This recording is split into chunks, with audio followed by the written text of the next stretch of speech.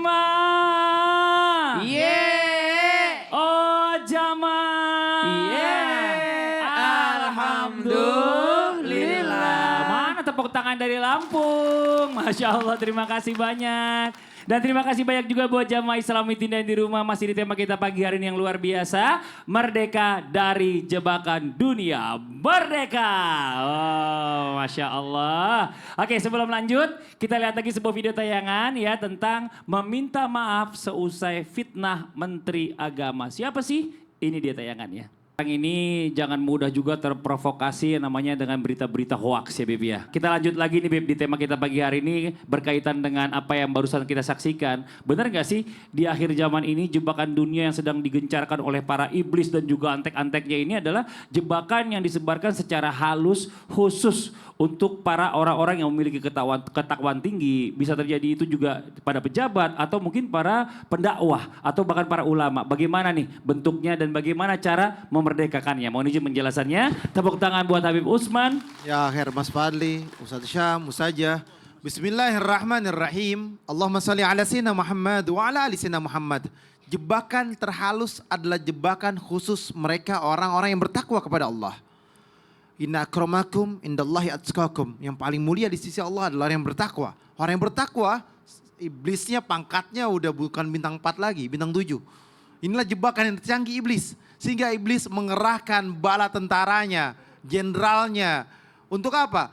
Untuk mengganggu dari golongan jin dan manusia, menggoda mereka yang bertakwa kepada Allah Subhanahu wa taala.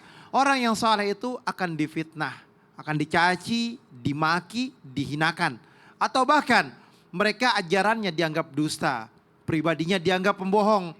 Layaknya mereka para nabi ketika berdakwah kepada umatnya, Rasulullah SAW bahkan terusir dari kota kelahirannya, kota Mekah, pindah ke kota Madinatul Munawwarah. Oleh karena itu, mereka yang bertakwa kepada Allah juga ada mereka yang diganggu oleh setan. Akhirnya apa? Mereka ujub, mereka pamer, mereka ria, mereka sombong akan ilmunya.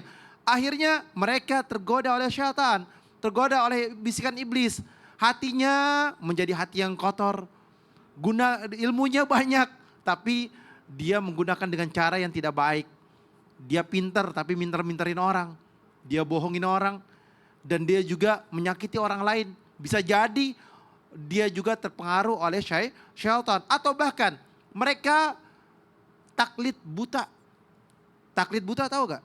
Taklid buta itu adalah mereka merasa alirannya paling benar, paling hebat. Surga itu milik Allah. Ikuti aturan Allah dan Rasulnya, maka kita akan memahami mana hukum Allah yang benar, mana yang salah. Oleh karena itu, kembalilah bertakwa kepada Allah. Ya mughallibal qulub sabit qalbi ala dinik. Allah lah yang memutarbalikkan hati kita. Jiwa yang bersih, hati yang bersih akan melahirkan pikiran yang bersih. Maka lisannya baik, perbuatannya baik. Tapi kalau hatinya kotor, diganggu oleh syaitan, maka pikirannya akan kotor. Jiwanya akan kotor, lisannya akan kotor, perbuatannya akan kotor. Kembalilah bertakwa kepada Allah. Ittaqullah, ittaqullah, ittaqullah. Bertakwalah kepada Allah, takutlah kepada Allah. Ittaqillaha haitsuma kunta. Bertakwalah kepada Allah dimanapun kita berada. Dan sehingga kita menjadi hamba Allah yang bertakwa. Oleh karena itu, setiap hari selalu minta ampunan kepada Allah. Beristighfar kepada Allah. Agar apa? Allah memberikan jalan yang terbaik buat kita. Ihdinas siratal mustaqim, siratal ladzina an'amta alaihim. Kita berharap kepada Allah, Allah kasih kenikmatan kepada kita, jalan yang baik, jalan yang benar, bukan jalan yang Allah dustakan atau jalan yang sesat di dalamnya, sehingga kita berada dalam kebaikan, berharap meninggal dalam keadaan husnul khotimah. Amin. Makasih banyak Habib. Tepuk tangan buat Habib Usman. Jamaah. Kita lanjut, jebakan apa sih yang selanjutnya? Katanya jebakan ini makin marak dan terlihat. Cuma, dan kita ini sulit banget merdeka dari hal yang ini katanya. Emangnya apa sih? Jangan-jangan kita nih asik sibuk dengan hal-hal yang sunnah, malah lupa melakukan sesuatu yang wajib. Coba kita tanya guru kita Ustadz Syam. Tepuk tangan buat Ustadz Syam. Baik, Tabe, Ustazah Nada, Habib Utsman, Mas Fadli, para alim ulama yang dimuliakan Allah Subhanahu wa taala. Ibu-ibu.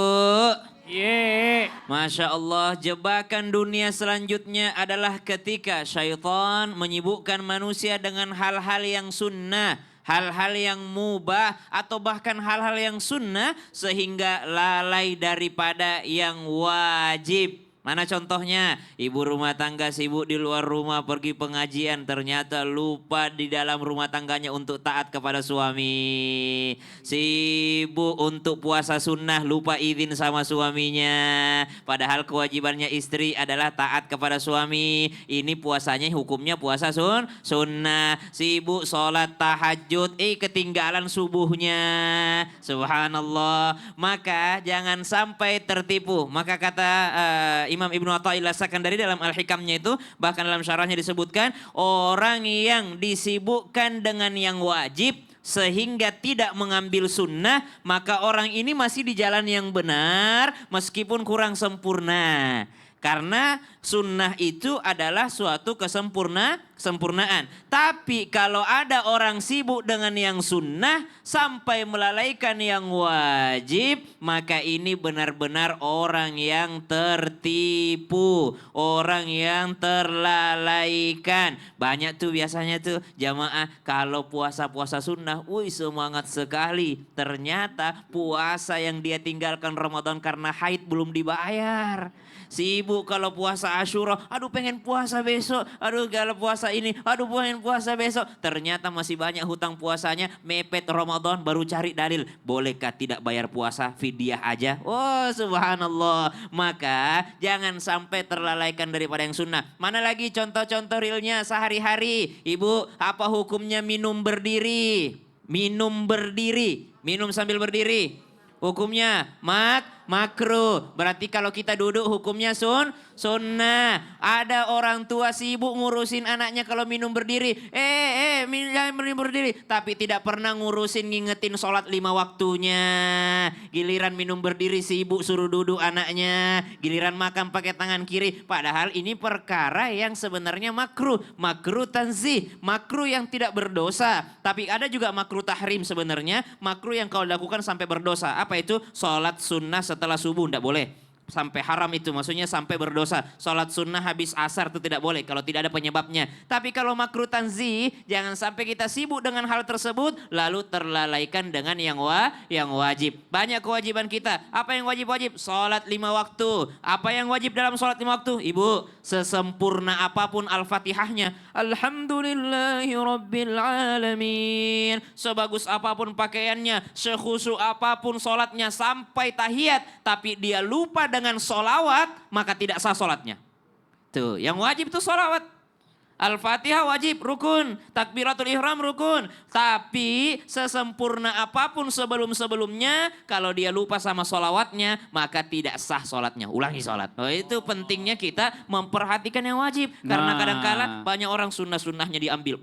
Dicari kelingking kita kalau solat. Waduh. Keinjak lagi ampe. Iya. Keinjak semua dirapatkan betul-betul.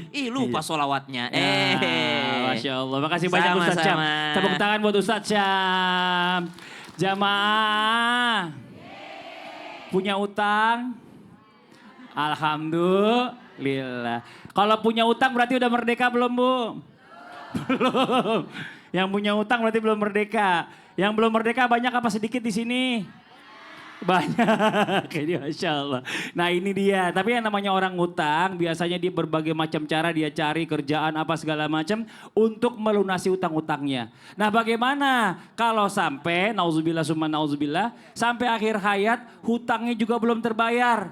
Terus apakah tandanya dia ini belum merdeka sampai meninggalnya? Kita tanya guru kita yang berikutnya Ustazah Nada. Tepuk tangan buat Ustazah Nada. Silakan Ustazah Nada. Makasih Kak Fadli, izin Habib, izin Ustaz Syam. Bismillah, walhamdulillah, wassalatu wassalamu ala rasulillah. Jamaah. Alhamdulillah. Mudah-mudahan yang hadir di sini punya hutang-hutangnya bisa dibayar. Amin. Mudah-mudahan yang hadir di sini kalau sudah jatuh tempo mudah-mudahan segera membayar. Amin. Jamaah Allah, sekalian, dalam Islam hutang itu memang diperbolehkan ya.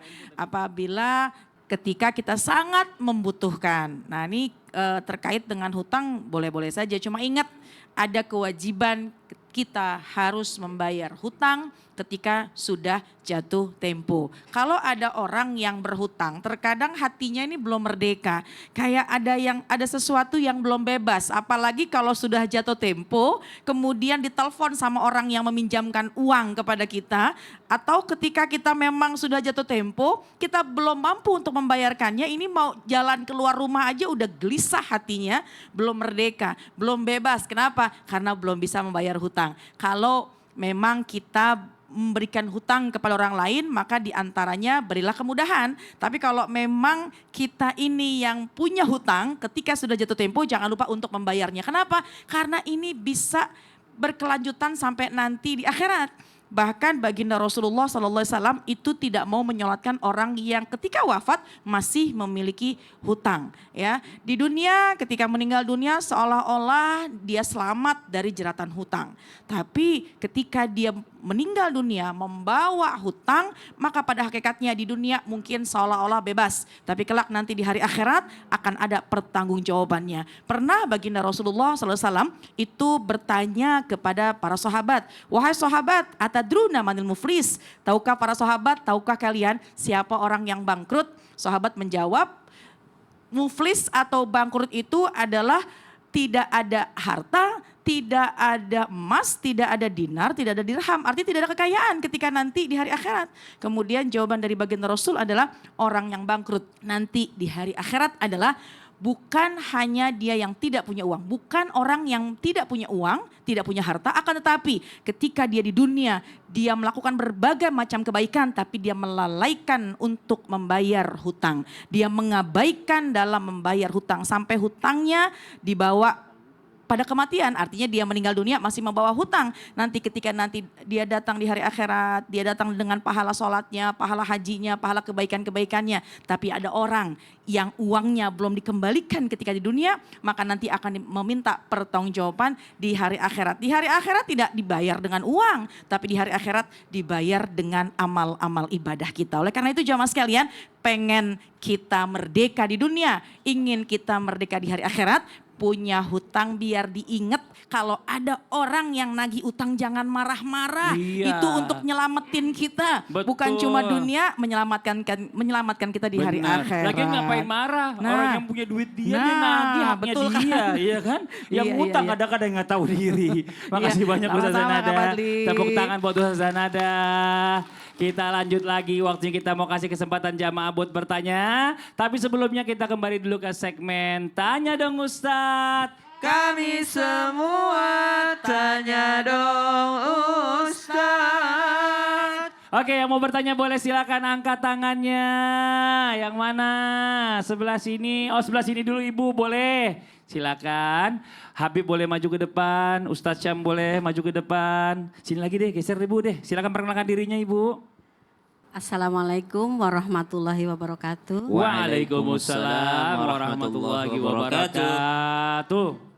Nama saya Siti Samsiah. Saya pengen bertanya kepada Ustadz Sam. Siap Ibu sama Habib. Singkat saja Siap, pertanyaannya. iya, Boleh Ibu. Ustadz, gimana sih caranya kita menyelamatkan atau membuat merdeka keluarga kita atau anak cucu kita dari pergaulan bebas, apalagi pergaulan bebas itu bisa mengakibatkan hamil di luar nikah. Nauzubillah. Hamdun berarti Iya. hamdun. Karena sekarang ini hamil di luar nikah itu sudah dianggap biasa, Nauzubillah. bahkan banyak yang bangga ya ini. Jadi singkat saja itu Pak Itu aja, pertanyaannya. Ibu. Terima kasih. Assalamualaikum warahmatullahi wabarakatuh. Waalaikumsalam warahmatullahi wabarakatuh. Silakan dijawab Habib dulu, silakan Habib. Astaghfirullahalazim, summa na'udzubillah. Ingat yang pertama adalah gu anfusakum wa ahlikum nara. Jagalah dirimu dan keluargamu dari api nerakanya Allah Subhanahu wa taala. Bagaimana cara mendidiknya? Yang pertama, kuatkan iman, Islam, takwa terhadap anak kita. Dengan cara apa? Dengan cara ajarkan anak kita menuntut ilmu agamanya Allah. Dekatkan diri kepada Allah Subhanahu wa taala. Orang tua yang mengajarkan atau ambil guru, panggil guru atau bawa ke tempat majelis taklim atau bawa ke taman pendidikan anak. Untuk apa? Agar anak tersebut menimba ilmu agamanya Allah sehingga jauh daripada kemaksiatan. Ingat, zina haram, zina haram, minuman keras haram. Inilah yang harus didoktrin sama orang tua kita dari kecilnya sehingga apa? Anak kita terselamatkan. Itu yang pertama. Yang kedua, ajarkan sama anak kita, pilihlah teman yang baik. Jangan sampai terjerumus ke dalam teman-teman yang tidak baik. Orang tua wajib mengarahkan anaknya. Misalkan anaknya bilang, oh saya ini mau ada field trip, saya ini mau ada apa bahasa zaman sekarang itu kalau ketemu anak-anak mau hangout, mau jalan-jalan atau mau kumpul atau mau apapun, kasih tahu sama anaknya, janganlah kalian keluar rumah. Di rumah, belajarlah di rumah. Karena tugas kita sebagai orang tua dari usia 0 tahun sampai usia balik wajib dijaga untuk apa? Untuk mengenal ilmu agamanya Allah sehingga memiliki apa? Memiliki benteng yang kuat. Memiliki benteng yang kuat. Sehingga anak tersebut jauh daripada kemaksiatan. Bu, Pak, dimanapun kalian berada. Kalau misalkan kita melepas anak kita, membiarkan bersama gadgetnya, membiarkan bersama teman-temannya, bahaya temannya nonton yang enggak, ngajak nonton ini, nonton itu, kita nggak bisa handling. Karena apa? Karena dia ada di luar rumah kita.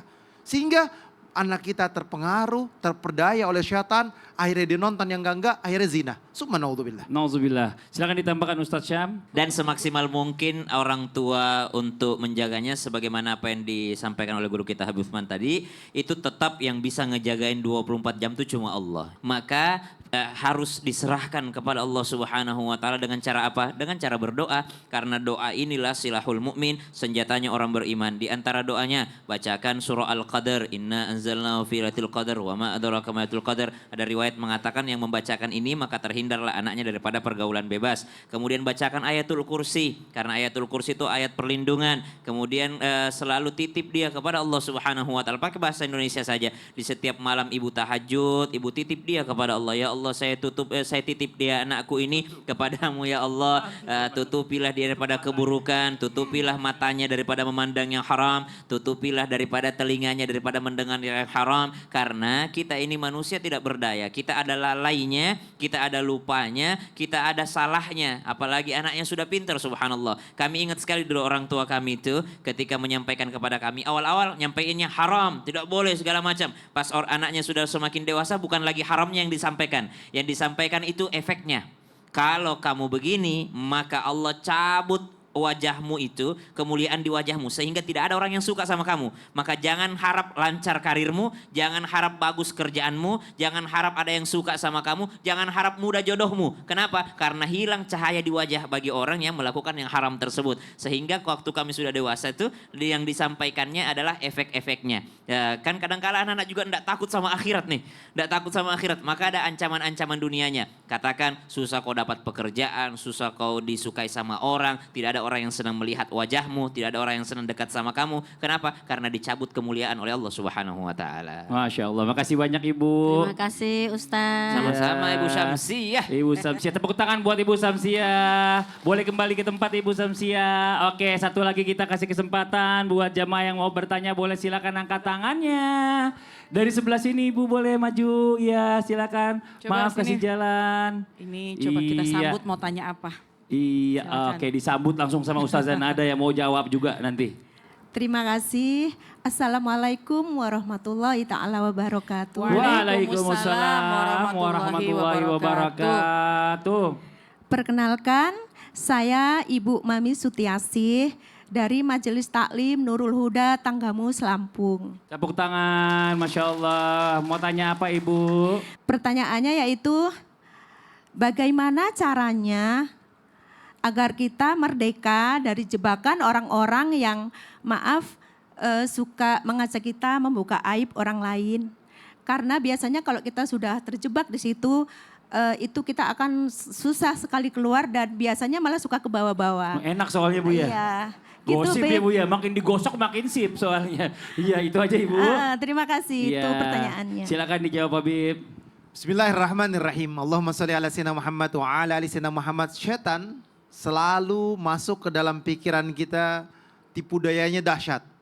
Jangankan kita nongkrong sama teman kita, dimanapun tempat, mau di kafe, di restoran atau di mana. Di majelis taklim pun, dempet-dempet duduk, ngomongin orang, ghibahin orang. Gurunya jelasin kemana karena dia mojok di sebelah kanan, dia jelekin orang, gibahin orang. Dimanapun tempat syaitan ganggu, syaitan goda. Bagaimana caranya? Caranya adalah ketika teman kita itu ghibahin orang lain, jelekin orang lain, bahkan fitnahin orang lain, maka dalam hati ibu, a'udzubillahi minasyaitonirrajim. Aku berlindung kepada Allah Subhanahu wa taala daripada godaan syaitan yang terkutuk. Dan kalau misalkan dia ngajak ngomong ke ibu, ibu tinggal bilang sama teman ibu, jangan, saya nggak mau terjerumus ke dalam kemaksiatan. Jangan ganggu saya nggak mau terjerumus dengan tipu daya setan. Ibu jangan jadi setan di majelis. Kalau di majelis, ibu jangan jadi setan di majelis. Atau kalau dimanapun tempat, lagi ngobrol, lagi duduk, nongkrong, dia gibahin. Maaf, kita di sini tujuannya untuk silaturahmi. Jangan ghibah. Karena apa? Karena Rasulullah bilang, kalau seandainya dia sholat 5 waktu, dia pun taat sama suaminya, dia bertakwa sekalipun, dan dia menjadikan dirinya selalu sodakoh, zakatnya benar. Tapi dia ghibah, dia adu domba, dia ngomongin orang, bahkan menghinakan orang lain, atau nyakitin perasaan orang lain, atau maki-maki orang lain, maka dia di neraka tempatnya. Jangan sampai orang yang ghibah, benernya aja ghibah, salahnya fitnah, ghibah zong. Wah, ditambahkan Ustaz Nada, silakan Ustaz Iya, Nada. Masya Allah. Emang ibu ya, kadang-kadang tuh kalau perempuan, kadang-kadang manusia tuh ada aja ujiannya. Dan kadang-kadang ujian yang gak bisa dilewatin tuh kalau kepancing orang, teman kita ngomongin, terus kita kayaknya memang jadi kebawa-bawa ya. Bu, dalam Al-Quran Allah firmankan, ma yalfizu min qaulin illa ladaihi raqibun atid.